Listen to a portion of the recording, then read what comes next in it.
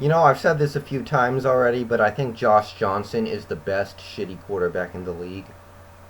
He makes plays. I mean, he makes plays for both teams, I guess, but he makes plays one way or another. I mean, he was hitting Kellen Winslow in this game against the Eagles.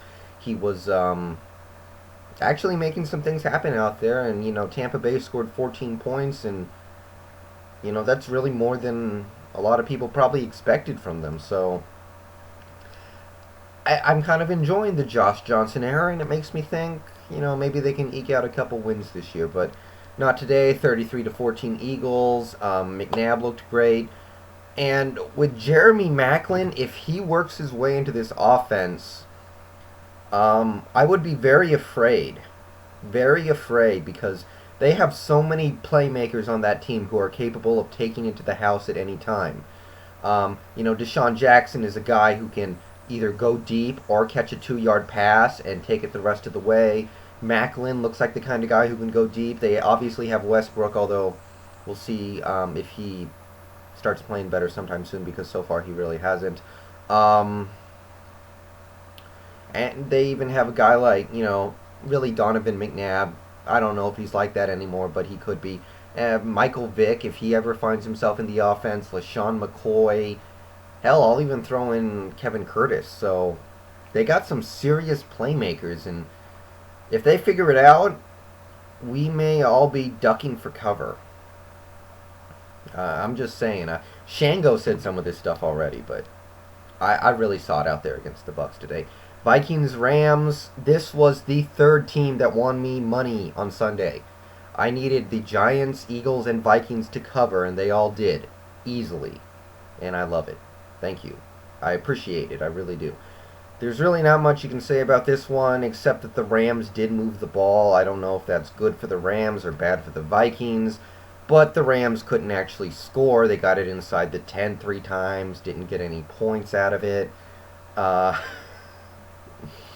that really sounds too inept for NFL football, but it happened, and Peterson's really hasn't had a great game yet this year. Well, wait, no, he had one good game against, I think it was the Browns, and ever since then, teams are shutting Peterson down with 9 in the box, or something ridiculous like that, and Favre's been beating them, and it's a concern. I mean, what if Favre can't do it later in the year? What if he can't beat defenses who are daring him to beat him? And next week's going to be a good test because the Ravens have a good defense. I don't know why it's not playing. I mean, again, like I said earlier, I don't think it's playing very well right now, but I think it's a good defense. So that's going to be a good game. I'm going to get that game. I'm going to definitely watch it. I think it's going to be a great test. And really, there's not much you can say about this one. And moving on, we got the Falcons and the 49ers. And before, when I made my pick, I picked Atlanta to win, but I said I thought the Niners were the better team, and never mind. I appreciated it as a Seattle fan that needs to make up some ground in the division, but I gotta be real. All through this week, I was reading picks from the experts, picks from people on the message board, people on YouTube. It seems like everybody forgot that the Niners didn't have Frank Gore. Everybody was just assuming that the Niners were going on all cylinders. It's like, guys, why is everybody picking the Niners? Have you all forgotten that the Niners are missing their second best player? I guess because, well, the results speak for themselves. Frank Gore would not have won the Niners this game. I mean, the Niners still would have gotten crushed with Frank Gore, but I'm just saying, did everybody forget? I don't know, but anyway, Falcons played pretty much perfect. The Niners had some hilarious moments of ineptitude. They wasted multiple timeouts, couldn't use a timeout on a challenge because they blew all of them stupidly. Dre Bly's pick where he was celebrating on his own 30 and then fumbled it and the Falcons got it back. It was really the kind of game that I was hoping would lead to Mike Singletary killing somebody, or more preferably actually at halftime or at the end of the game. He needed to up the ante on dropping his pants last year. I think he needed to do the Buffalo Bill dance from Silence of the Lambs, but it didn't happen. He honestly, I didn't think he got that mad. I was hoping he would explode, but we didn't get it. So um, now we wonder. I was questioning how good Atlanta was coming into this week, and I guess they responded. And I'm really looking forward to that Dallas game in 2 weeks. Actually, I think that's going to tell us a lot about both teams. I know everybody's going to pick Atlanta in that game. I can already see it happening, but I'm actually really interested and really don't know which direction to go on that game right now. And as for the Niners, I don't know. Like I said, I think a lot of you people forgot that they had Glenn Coffey out there. And and I'm the last person in the world who would make excuses for the Niners because I don't like them and I'm happy when they lose, but I think a lot of people just plumb forgot. Anyway, Houston, Arizona. Oh, this was frustrating because Arizona took that 21-point lead and then Houston tied it up in like 3 seconds, it felt like. And it really looked like Arizona was completely melting down and was just going to give this game away. And, the day was going so well because Atlanta was kicking ass, Seattle had just kicked ass, the Rams had just gotten their ass kicked. And if Houston pulled off this huge comeback on Arizona, it would have made my day. It would have been the perfect football day, but it looked like it was going to happen, but God damn it, Schaub. Damn it. That pick really sucked because Houston had all the momentum. All they had to do was drive down, kick a field goal, and the game would have been over. And then even at the end, they had the ball at the goal line 3 times. Couldn't punch it in. And, really on that 3rd and goal, they really should have gotten a touchdown there. Schaub had a wide open receiver and threw an awful pass for no reason. But it was a tough game because I was tracking it. I didn't get to watch it, so I was tracking it, and I was like, oh, come on, man. Oh, well, you can't have everything.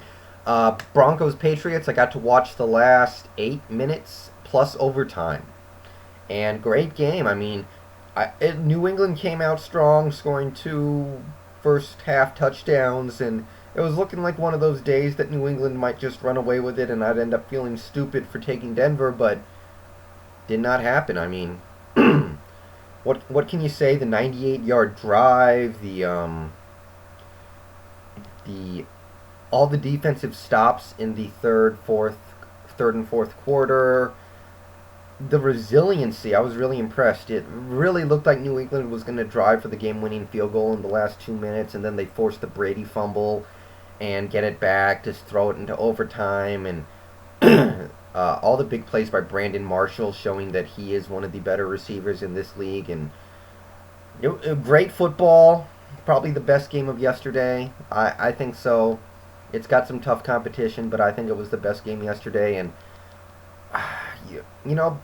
Patriots fans are some bitches. I was on my message board, and all of them were just throwing a fit after that game. It was awful. I almost didn't want to go on that board. You guys are terrible. I think I know what it is, though. I think it's about, denial. Patriots fans are so used to Tom Brady doing no wrong, always winning them the game, never blowing games, but out there on Sunday, he played awful. He threw the game away. He missed easy touchdowns. He blew crucial possessions with bad throws. He played terrible. The stats don't really reflect how awful he was. Patriots fans just can't believe that happened, and they don't know how to react. And the other part of that is they can't believe that they lost a game in overtime like that. So it's denial. And really, more than anything, I think people still don't think Denver is very good, especially New England fans. So when New England fans see them lose to Denver, they're in denial about it because they still don't think Denver's very good. So they just throw fits. And I don't know. I guess a lot of fans do the same thing, but you guys are bad. I'm sorry. Real quickly, Colts, Titans. It's time to abandon the Titans totally, guys. Jump ship. This team is awful. Awful. Really, really bad. 31-9. Usually these games are close. This game was not anywhere near close to close. Manning shredded them other than one pass where he was hit as he threw and it got picked off by Bullock. Kerry Collins was bad. Chris Johnson, I thought, actually played a terrible game. He was taking a lot of losses. All the receivers got involved. The defense was stupid with those personal foul penalties, and that touchdown before the end of the half really broke their backs, and you could pretty much tell the game was over after that. The running game for both sides really wasn't very good, but for Indy at least it was somewhat productive, and that's really all they need. And I want to see Vince Young in there sooner rather than later. I really do. Let's see if I can get this done in 30 seconds. Jets Dolphins, very surprised in Rex Ryan. His defense was completely befuddled by this Dolphins offense, led by Chad Henne, who actually looks really good out there and could be the real deal, and maybe Miami's not bad after all. Can't believe Rex Ryan didn't use those 2 timeouts at the very end of the game. Makes no sense whatsoever. Braylon Edwards looked good. Mark Sanchez still looks good, but Chad Henne, Ronnie Brown,